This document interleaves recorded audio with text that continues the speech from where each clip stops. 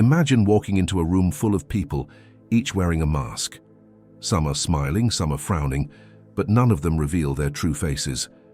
Now imagine stepping into this world without a mask of your own, without deception, without pretense, without the ability or even the desire to manipulate those around you. How long do you think you would last? How quickly would you be dismissed as naive, foolish, or even weak? This is the tragic fate of Prince Myshkin, the protagonist of The Idiot by Fyodor Dostoevsky. He is a man of pure heart, unwavering honesty, and boundless compassion.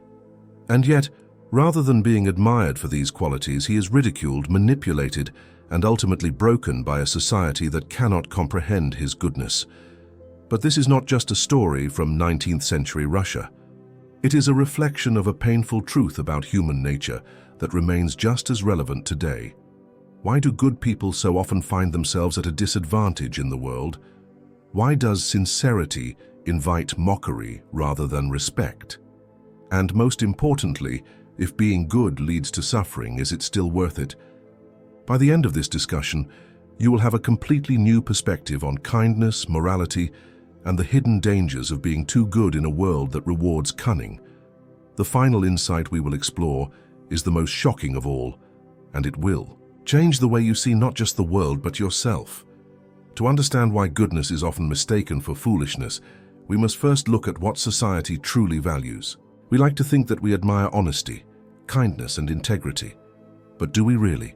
Or do we simply tolerate these qualities when they do not interfere with our own interests?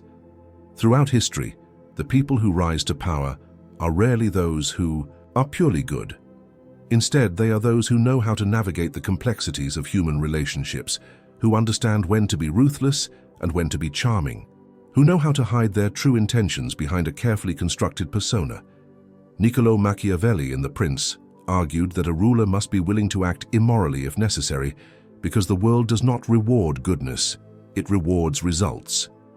This is why Myshkin's fate is so tragic. He does not understand or refuses to accept the rules of the world he lives in. He does not know how to manipulate or deceive, nor does he want to, and because of this, he is viewed as an idiot. Not because he lacks intelligence, but because his goodness makes him vulnerable in a society that thrives on competition and self-interest. Think about how this applies to the real world. How often do we see truly kind, honest people being taken advantage of? How often do we hear stories of good-hearted individuals who are betrayed by those they trust? How many times have we ourselves felt foolish for believing in the best in others, only to be disappointed? This is not to say that the world is entirely corrupt, but it is undeniable that a certain level of cunning is often necessary for survival. Even those who consider themselves good people must sometimes compromise their values in order to protect themselves. And yet, despite all of this, we still long for figures like Myshkin, people who are truly, unshakably good. But here's where things get even more interesting. Dostoevsky does not present Myshkin as a simple martyr. He does not just suffer, he also challenges those around him in ways they do not fully understand. His goodness, far from being passive, acts as a mirror, forcing others to confront their own flaws. This is what makes people so uncomfortable around him. He does not judge them, yet his very existence exposes their hypocrisy. His sincerity highlights their deception. His kindness makes their selfishness all the more obvious, and so, rather than being embraced, he is rejected. This brings us to a fundamental question. Is it Myshkin who is the fool, or is it the world around him that has lost its way? As we continue, we will dive deeper into this paradox and explore what it truly means to be good in a world that does not seem to value goodness. And in the end, we will uncover the ultimate truth about kindness, one that might just change the way you see everything. What makes Myshkin's story so tragic is not just the suffering he endures, but the way he is perceived by those around him. He does not see himself as a fool. He believes in love, in honesty, in the goodness of human nature. And yet, the more he tries to bring light into the lives of others, the more they see him as an outsider, someone who does not belong in their world. But why? Why does true goodness so often create discomfort? To answer this, we must examine the way people interact with one another. Human relationships, whether personal or societal, are built on a delicate balance of power. Even in the most casual interactions, there is an unspoken negotiation happening. Beneath the surface, people carefully measure their words, choose their actions strategically, and adjust their behavior based on what they expect in return. It is a world of subtle manipulation, where even kindness is often given with an expectation of reciprocity. But Myshkin does not play this game. He gives without expecting anything in return. He speaks with complete honesty, without calculating how his words might be received. He forgives without holding resentment, even when others betray him repeatedly. In a world where everyone wears a mask, he is completely unguarded. And this is precisely why people do not trust him. Psychologists have long studied the concept of cognitive dissonance, the uncomfortable tension that arises when we are confronted with information or behavior that contradicts our beliefs about ourselves. When Myshkin interacts with others, he forces them to confront their own moral contradictions.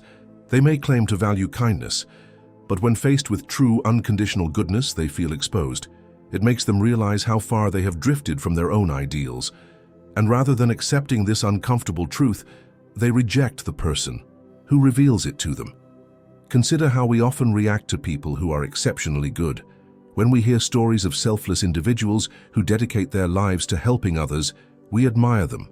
But sometimes we also feel a strange discomfort. We tell ourselves that they are different from us, that their level of selflessness is unrealistic, even impractical. We may even look for flaws in them, searching for evidence that they are not as pure as they seem. Why?